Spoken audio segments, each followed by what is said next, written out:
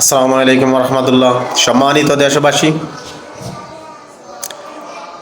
আজ আমরা দেশের একটি ক্লান্তি লগ্নে পৌঁছে গেছি।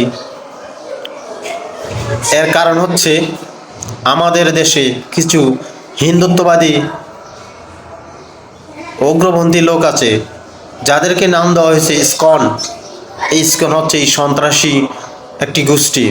আসলে সনাতন ধর্মী যারা আছে ওদের সাথে সংযুক্ত হয়ে আমাদের মুসলমানদের উপরে যেভাবে হামলা চালাচ্ছে, এর মাঝে ভারতের কিছু পাঁচাটা মিডিয়া আছে, এই মিডিয়াগুলো আমাদের অপপ্রচার চালাচ্ছে। ভারতের কি বলবো, আপনারা এই ধরনের কোনো উস্কানিতে পাওয়া দিবেন না। আর ভারত সরকারে আমি বলতে চাই, এটা আমাদের বাংলাদেশের অভ্যন্তরীণ বিষয়। আপনারা এই বিষয় নিয়ে বিন্দু মাত্রই মাথা ঘামাবেন না। এর জন্য আপনাদেরকে কঠিন জবাব দিতে হবে।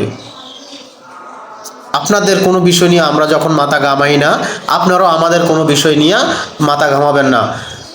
ভারতের কলকাতার কিছু পাচাডা মিডিয়াদেরকে বলতে চাই, তোমরা এতদিন যা প্রচার করেছো এগুলো তোমরা ক্ষমা চাও। তোমরা ভুল প্রচার করেছো, এগুলো ক্ষমা চাও। আর বাংলাদেশের মানুষ তোমাদেরকে প্রত্যাখ্যান করবে। এখন থেকে তোমাদের কোনো মিডিয়া আমরা দেখব না। এগুলো আমরা অতি দ্রুতই প্রত্যাহার করব।